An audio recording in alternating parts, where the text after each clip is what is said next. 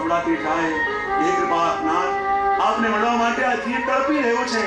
પ્રભુ, આપના વચન સાંભળવા માટે આ કાન તડપી રહ્યા છે. હે પ્રભુ, મારો તો જીવન, મારો પ્રાણ આપ જ છો. જલ્દી પધારો. હે પ્રભુ, દર્શન આપવા પધારો. જેમ જેમ કહેતા જાય અને એમ પ્રભુ વ્યાકુળ થતા જાય. હે ગિરધર, જલ્દી રથ ચલાવો, જલ્દી રથ ચલાવો.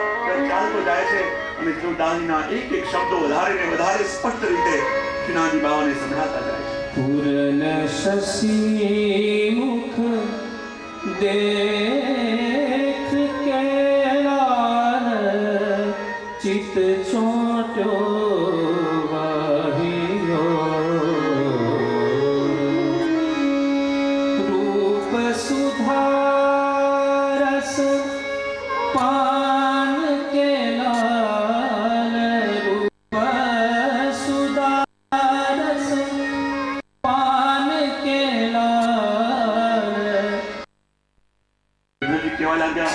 માર્ગમાં ઘણા ખાડા છે, ઘણા ટેકરા છે. પ્રભુ, આપણે શ્રમ પડશે તો કે આ શ્રમ તો હું સહન કરી લઉં, તો મારા ભક્તનો વિરહ મારાથી સહન નહીં થાય.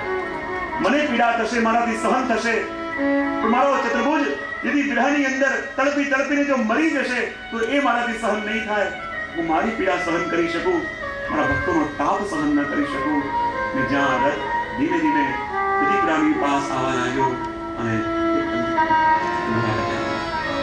मन अभिलाषा वैरही लाल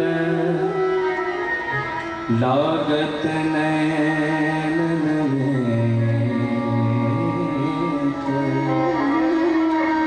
मन अभिलाषा वैरही लाल लागत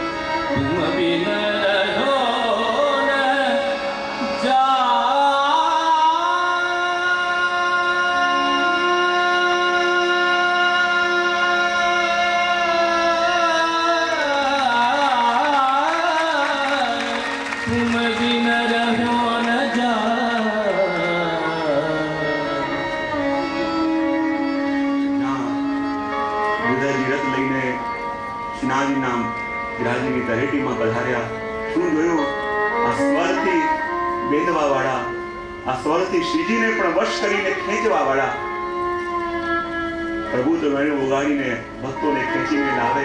પણ આ ચતુર્ભુજની એવી વાણી નીકળી, ચતુર્ભુજદાસજીના મુખથી એવા શબ્દો નીકળ્યા કે જે ખેંચીને શ્રીનાથજી બાવાને લઈને પોતાની પાસે લઈ આવ્યા. એવું સામર્થ ભક્ત સિવાય કોની અંદર હોય કે જેની પુકારથી બંધાઈને પ્રભુને પણ આવવું પડે, જેના વચનોથી બદ્ધ બનીને, જેને દુનિયાના કોઈ બંધન બાંધી ન શકે એવા સર્વતંત્ર સ્વતંત્ર ભગવાનને પણ ભક્તના પ્રેમના બંધને બંધાઈને આયા. એનાથી ઉત્તમ ઉદાહરણ બીજું કયું હોઈ શકે? દાસજીની આ પ્રેમમય વાણીથી, આ વિરહમય વાણીથી ભગવાન સ્વયં ખેંચાઈને પધાર્યા. એટલા માટે કહેવાય કે આ પદ શ્રીનાથજીના મંદિરની આસપાસ ન ગવાય, ગવા નથી દેવાતું, કારણ કે આ પદની અંદર એવું સામર્થ્ય છે કે આ પદ ગાનારની પાછળ પાછળ શ્રીજી આજે પણ ભાગતા ભાગતા આવી જાય. એમને લાગે કે આ મારો ચતુર્ભુજ આજે પણ મારી પ્રતીક્ષા કરતો ન હોય. જે વિરહ એ સમયે ચતુર્ભુજદાસજીની અંદર શ્રીનાથજીએ અનુભવ કર્યો, અને આ પદ પણ જ્યારે ગવાય લાગે શ્રીજીને કે મારો ચતુર્ભુજ આજે પણ પ્રતીક્ષા કરતો હશે. અને ત્યાં ભાગતા ભાગતા પોતે મોટી જ્યારે મંદિરમાં પુનઃ પધાર્યા, નરસિંહ ચતુર્દશીનો દિવસ હતો, શ્રી ગુસાઈજી પણ પધારતા હતા અને એ દિવસે વિચાર આવ્યો અવેર થઈ છે તો રાજભોગ અને શયનભોગ બંને જોડે આ ઠાકોરજીને ધરીએ. અને જ્યાં રાજભોગ અને શયનભોગ બંને જોડે તૈયારી થઈ, બંને જોડે ધરાયા, ત્યાં જ શ્રી ગુસાઈજી પધાર્યા અને ગુસાઈજી પધારીને કહ્યું કે પ્રભુને હમણાં શું સમય છે? ત્યાં જ રાજભોગ સરવાની ખબર આવી. શ્રી ગુસાઈજી વિચાર કરવા લાગ્યા, આ તો સંધ્યાકાલ છે, ઠાકોરજીને શયનભોગનો સમય છે, તો રાજભોગ આટલા બધા મોડા કેમ? પ્રભુને શ્રમ પડ્યો હશે, આટલા બધા મોડા રાજભોગ ધરવાનું કારણ શું? અને જ્યારે ગિરધરજીને વાત કરી ત્યારે ગિરધરજીએ શ્રીજીની કેવી કૃપા થઈ, શ્રીજીને કેવો અનુગ્રહ કર્યો, શ્રીજીએ કેવી કૃપા આપણા પરિવાર ઉપર કરી, જે પ્રસંગ ગિરધરજીએ વર્ણન કર્યો. અને ગિરધરજીના મુખથી સાંભળતા સાંભળતા શ્રી ગુસાઈજીની આંખોમાંથી ગળગળ આંસુ રહેવા લાગ્યા. કૃપાનાથ, આપે મારા પરિવાર ઉપર એટલી મોટી કૃપા કરી. પ્રભુ, આપે મારા પરિવારને પોતાનો પરિવાર માન્યો અને પોતાનો પરિવાર માની પ્રભુ આપ અધિકારથી એમની સાથે રહેવા માટે પધારે. પ્રભુ, એટલી મોટી કૃપા આપની. શ્રી ગુસાઈજીના આંખમાં પણ પ્રેમાશ્રુ આવી ગયા અને માટે એ દિવસે નાજીમાં રાજભોગ અને શયનભોગ પણ જોડે આજે પણ એક ક્રમ છે ત્યાં આવે છે. કારણ કે આ વિરહ જે દર્શન અહીંયા આપણે કર્યું, આવો વિરહ જ્યારે હૃદયમાં જાગે તો પ્રભુને આવવું પડે. કારણ કે ભગવાન તો ભક્તના વશ છે, પણ એ તાપ, એ વિરહ, એનો અનુભવ જ્યારે પ્રભુને થાય તો એ તો નવનીત છે, પીગળ્યા વિના રહે જ નહીં. જ્યાં તાપ જુએ તો નવનીત પીગળ્યા વિના રહી જ ન શકે. અને જ્યારે ચતુર્દાસજીના હૃદયમાં જે અસીમ તાપનો અનુભવ કર્યો અને તાપ ધારણ જ્યારે આપણે હૃદયમાં કરીએ અને પદ જ્યારે ગાન પણ કરીએ, તેમ ન લાગવું જોઈએ કે ચતુર્દાસજીને છોડીને શ્રીજી પધાર્યા છે. તેમ વિચાર કરો કે મને છોડીને શ્રીજી પધાર્યા છે. અને જ્યારે એમની પીડા પોતે પોતાના હૃદયમાં ધારણ કરશો તો આપને લાગશે કે આ તાપ જે ચતુર્દાસજી અનુભવ કર્યો એ શું હતો અને કયા તાપને જોઈને શ્રીજીને પાછા પધારવાનું મન થયું. ધીમે ધીમે સમય વ્યતીત થવા લાગ્યો. અનેક મોટા મોટા રાજા મહારાજા શ્રી ગુસાઈજીને મળવા માટે પધારતા અને ત્યાં એક દિવસ નૌકામાં વિરાજમાન થઈ અકબરની બેગમ તાજ બેગમ શ્રી ગુસાઈજીના વિશે ઘણું સાંભળ્યું હતું. શ્રી ગુસાઈજીની કૃપા, શ્રી ગુસાઈજીની અનુભૂતિઓ વિશે ઘણું જેણે શ્રવણ કર્યું હતું.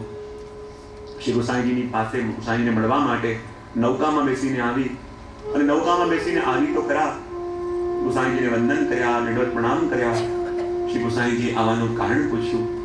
કહેતા કહેવા લાગી, કૃપાનાથ, મારા પતિ મારા પ્રત્યે વિરક્ત છે, મારી સાથે બહુ વાત કરતા નથી, મારી સાથે બહુ બોલતા નથી અને મને મારા સ્વામીનો બહુ વિયોગ રહે છે, બહુ તાપ રહે છે. આપના વિશે મેં ઘણું સાંભળ્યું છે કે આપ તો એવી કૃપા કરો છો કે અસંભવને પણ સંભવ કરવા વાળા પ્રભુ આપ છો, અશક્યને પણ શક્ય કરવા વાળા પ્રભુ આપ છો. તો એવી કઈ કૃપા કરો, એવો કોઈ મંત્ર આપો, એવો કોઈ તાબીજ આપો કે જેથી મારાથી વિરક્ત રહેતા મારા પતિ પ્રભુ મારે વશ થઈ જાય.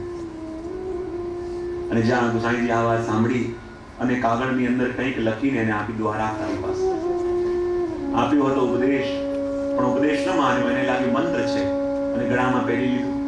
અને જ્યાં પહેરી લીધું અને થોડા દિવસની અંદર એવું વાતાવરણ બન્યું કે જે ભાષા આમની સાથે વધારે બોલતા નતા, આમની સાથે વિરક્ત હતા અને વધારે સ્નેહ આમને કરવા લાગ્યા. જ્યાં વધારે પ્રેમ આમને કરવા લાગ્યા, વધારે સ્નેહ આપવા લાગ્યા, કંઈ પણ કાર્ય કરવું હોય એમની આજ્ઞા લઈને કરવા લાગ્યા. વિચાર આવ્યો રાજાને અને બીજી રાણીને વિચાર આવ્યો કે ક્યારે રાજા આમની સાથે બોલતા નતા, આમના પ્રત્યે વિરક્ત રહેતા હતા, તો અચાનક એવું શું થયું છે કે રાજા આને વશ થવા લાગ્યા છે? બોલે, હા, સાંભળ્યું છે કે મળવા માટે શ્રી ગુસાઈજીને વહી હતી અને એ પણ સાંભળ્યું છે કે ખબર નહીં એમની પાસે એવી શક્તિ છે કે જે એમના સન્મુખ જઈને બેસે એમનો થઈ જાય. અને ખબર નહીં કઈ શું મંત્ર તંત્ર કરીને આ આવી છે અને મંત્ર તંત્ર કરીને આવી છે. આ તાવીજ ગળામાં દેખાય છે ખરા એને, અને એને કારણે એને રાજાને વશ કરી લીધા છે. બધી રાણીઓ જઈને રાજાને વાત કરી કે જો આપ હમણાં પહેલા તો એમની સાથે બોલતા નતા અને એવી ઘટના ઘટી ગઈ છે કે આપને એના સિવાય કોઈ દેખાતું નથી અને એ ગળામાં કંઈક તાવીજ પહેરે છે. મને લાગે છે જરૂર શ્રી ગુસાઈજી કોઈ મંત્ર તંત્રને આપ્યું છે. આ બાજુ બધાની સામે રાજાએ બોલાયા, ગળામાં પહેરેલું તાવીજ કાઢ્યું અને તાવીજની એક ચિઠ્ઠી નીકળી. બધા કહેતા જુઓ તો ખરા કયો મંત્ર લખ્યો છે કે જે મંત્રને કારણે એનો પતિ એને વશ થઈ ગયો. અને જ્યાં ચિઠ્ઠી રાજાએ કાઢીને વાંચી, બાદશાહે વાંચ્યું કે ચિઠ્ઠીમાં લખ્યું હતું ગુસાઈજીએ કે કામન ટોમન ટોટકા સબ કછુ ડારો ધોય, કામન ટોમન ટોટકા સબ કછુ ડારો ધોય, પિયા કહે સો કીજીએ આપ ही वश હોય. ત્યાં કામન ટોમન ટોટકા મંત્ર તંત્ર બધું આ ધોઈ નાખો, બધું જલમાં જવા દો. પતિને વશ કરવો હોય તો સહેલો ઉપાય એ છે કે પ્રિય જે કહે એનું અનુસરણ કરો, પ્રિયને જે ગમે એને હિસાબે એનું પાલન કરો તો આપોઆપ પ્રિય વશ થઈ જશે. વિચાર કરો, આ ઉપદેશ આપ્યો હતો તાજબીને ગુસાઈજીએ, એને વાંચ્યો નહીં, એને અનુભવ ન કર્યો, ખાલી ધારણ કર્યો તો પણ રાજા વશ થઈ ગયા. તો આપણા પ્રભુની આજ્ઞાનું આપણે પાલન કરીએ તો આપણા પ્રભુ વશ. એને તો ખાલી ધારણ કર્યો તો પણ એના સ્વામી એને લૌકિક પતિ વશ થયા. જેનું પાલન કરીએ, પિયા કહે સો કીજીએ આપ ही वश હોય. ત્યારે પ્રભુએ આપણને જે આજ્ઞા કરી એનું પાલન આપણે કરીએ તો સહજ રીતે આપણા અલૌકિક પતિ એવા ઠાકોરજી પણ આપણા વશ થાય. એમાં કોઈ જ શંકાને સ્થાન નથી. અને જ્યારે આ પ્રતાપ બાદશાહે પણ જોયો અને બાદશાહને પણ મન થયું કે હું પણ ગુસાઈજીને મળ્યું. અને એ પણ નૌકા વિહાર કરતા કરતા એક વિશાળ નૌકાની અંદર ગુસાઈજી વિરાજમાન છે, બાદશાહ વિરાજમાન છે અને બીજા બધા મંત્રીઓ પણ વિરાજમાન છે.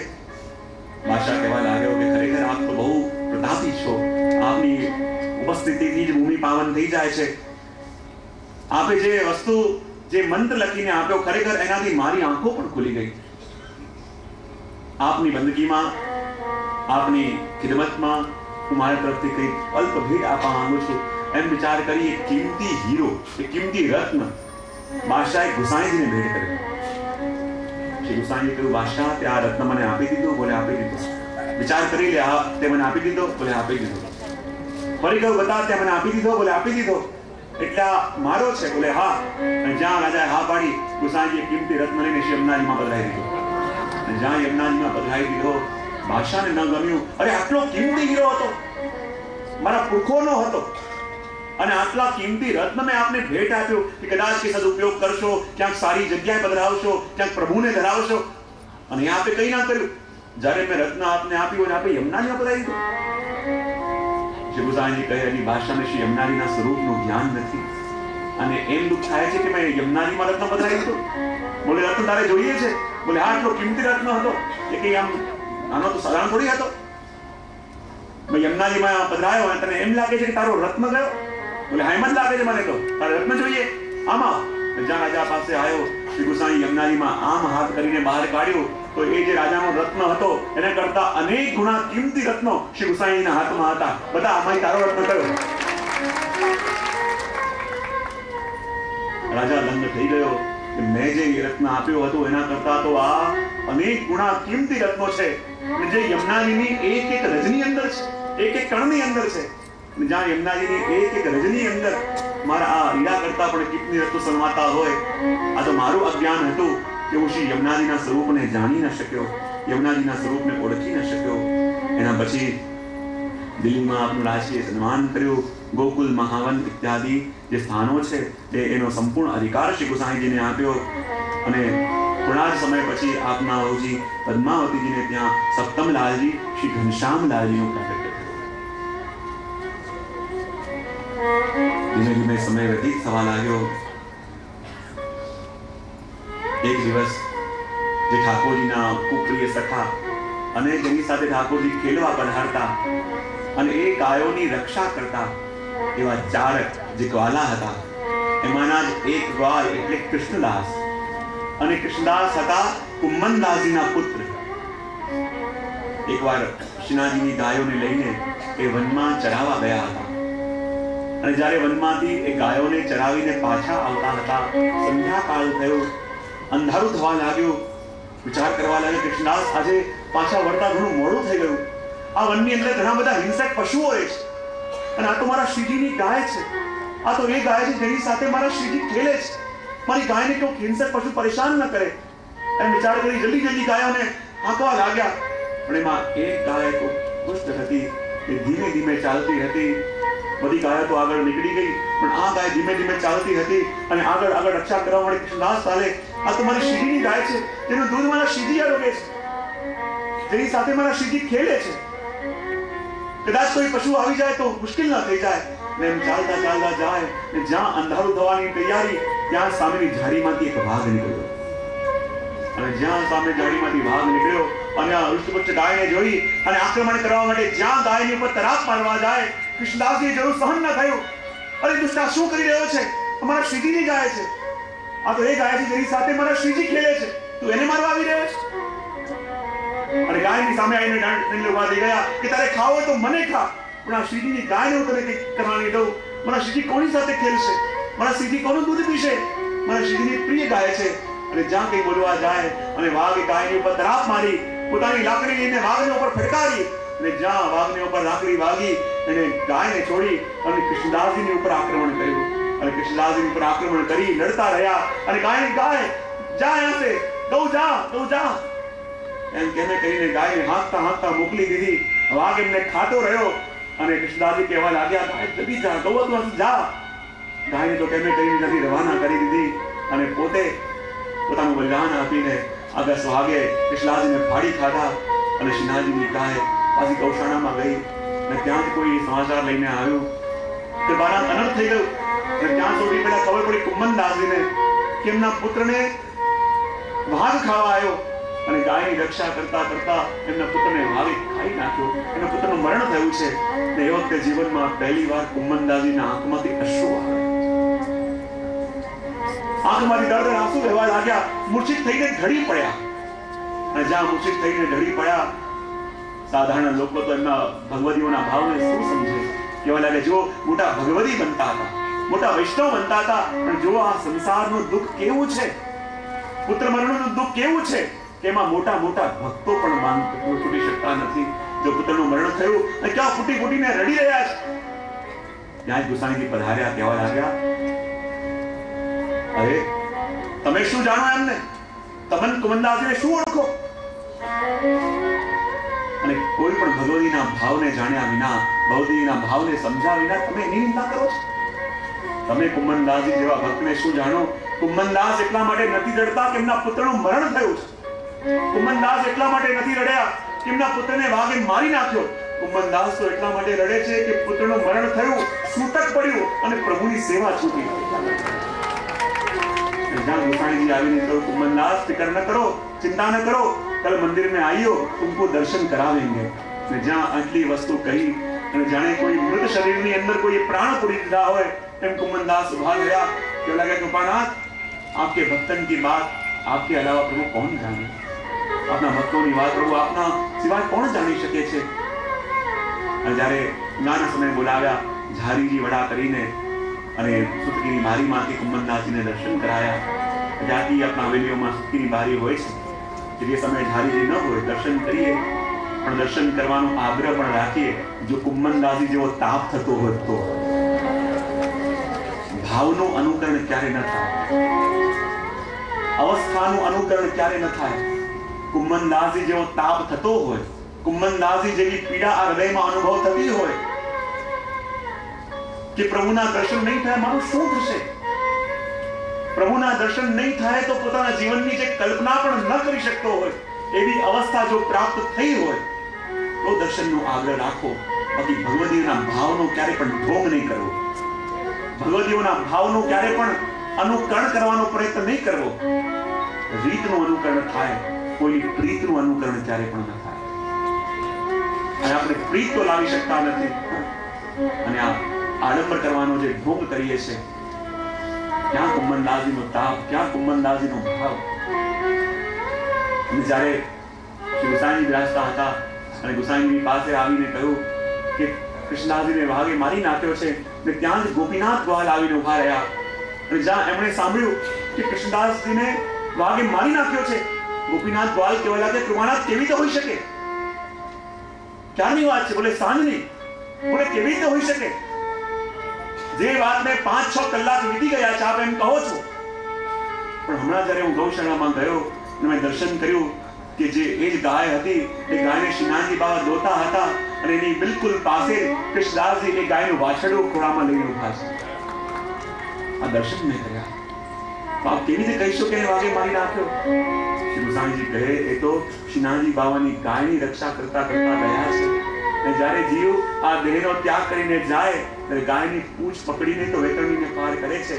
અને આજે ગાય એ કૃષ્ણદાસજીને તારીને શ્રીનાથજી બાવાના ચરણોમાં એમને સદા માટે સોંપી દીધા છે. એ જ ગાય સદા માટે શ્રીનાથજી બાવાની લીલામાં આ કૃષ્ણદાસજીને સોંપી દીધા છે. અને વાત કરી અને ભગવદીઓના તાપનો અનુસરણ કર્યું. ધીમે ધીમે સમય વ્યતીત થવા લાગ્યો. જેની પાસે પણ ફોન હોય કૃપા કરીને બંધ કરી દે, સારું રહેશે.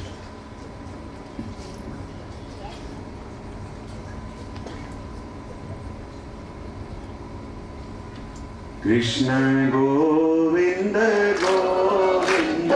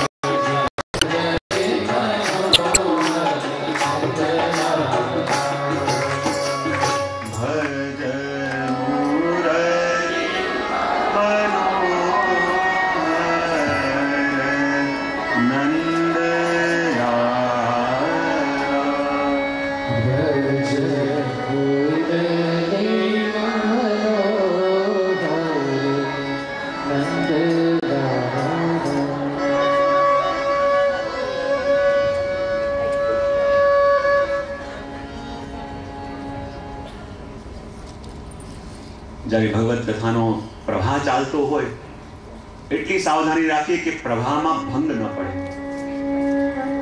કથા શ્રવણ કરનાર, શ્રવણ કરાવનાર એ બંનેની જ્યારે ભાવની ક્ષતિ થાય એને પણ આપણે ત્યાં અપરાધ બનાવ્યો છે. બીજો અપરાધ કયો? જેને આ પ્રસંગો વાંચેલા હોય ને એવા અધીરા થઈ જાય, કેવી રીતે કહીએ, અમને આવડે છે.